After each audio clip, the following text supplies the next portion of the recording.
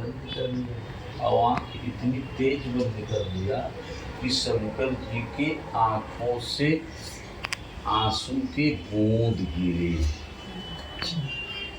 और उसी आंसू के बूंद से एक वृक्ष पैदा हुआ जिसे को रुद्राक्ष कहा जाता है। रुद्र माने शिव, अक्ष माने नेत्र। शिव के आंसू से पैदा। ये रुद्राक्ष कई प्रकार की व्यवस्था से पैदा होता है। जैसे एक मुखी रुद्राक्ष भी होता है, दो मुखी भी होता है, तीन मुखी भी होता है, चार मुखी भी होता है, पांच मुखी भी होता है, छह मुखी भी होता है, सात मुखी भी होता है, आठ मुखी भी होता है, नौ मुखी मानी 11 मुखी तक होते हैं। समझ रहे? ये रुद्राक्ष शिव जी को बहुत प्रिय है। शिव जी कहते हैं कि अरुद्राक्षौ जपः पुंसान् तावन मात्र फल प्रदः यस्यांगे नास्ति रुद्राक्ष एकोपि पुण्य। रुद्राक्ष पहन करके अगर कोई व्यक्ति शिव की आराधना करता है तो शंकर जी अपने आप इतना खुश हो जाते हैं कि इसको कहने की बात नहीं। जैसे जो सोना आप बेचते अगर जीएसटी लिए हैं तो सामने वाला भी क्रेडिट देने को तैयार रहता है।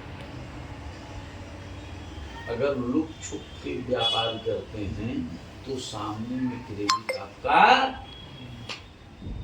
रुद्राक्ष धारण किए हो एको बीघा पुण्य है, चाहे एक दाना हो चाहे अनेक दाना हो, कोई दिक्कत नहीं।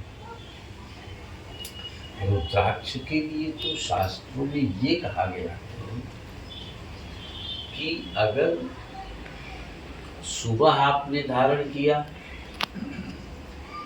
तो धारण करने से पहले का जो समय है उस समय आपसे कोई गलती हुई है, वो गलती को समाप्त करने की सामर्थ्य इस रुद्राक्ष में है।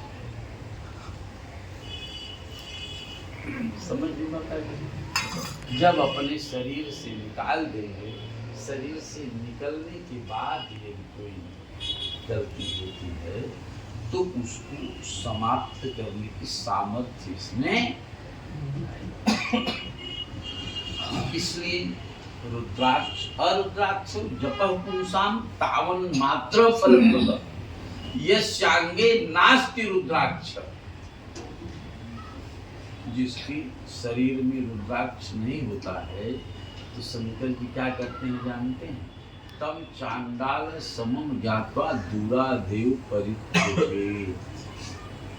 मस्तक में चंदन का भी होना आवश्यक होता है और रुद्राक्ष का भी धारण आवश्यक होता है।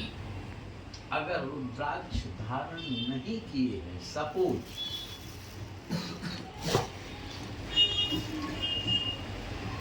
प्रयास व्यक्ति को करना चाहिए कि रुद्राक्ष धारण करे। एक दाना ही रुद्राक्ष पहन करके भी रखते हैं तो भी अपने आप में। अगर रुद्राक्ष नहीं धारण किए, क्योंकि जब आप उसका महत्व जानेंगे तब उसको पहनना चाहिए। अब आइन मौके पे किसी पंडित जी ने बता दिया तो तुरंत को धारण कर नहीं पाओगे, लेकिन मन में एक भाव बनेगा कि हाँ हम भविष्य में ऐसा कर सकते। तो ये रुद्राक्ष अपने आप में मायने रखता है। रुद्राक्ष नहीं है तो मस्तक में चंदन लगवा लेना चाहिए। चंदन अगर लगवा लेते हैं तो भी कुछ न कुछ बेनिफिट आपको मिलेगा ही मिलेगा, क्योंकि ये आशुतोष कहे जाते हैं। लेकिन इनकी पूजा करने के लिए ओम नमः शिवाय जरूर बोलना चाहिए। ओम नमः शिवाय, ओम नमः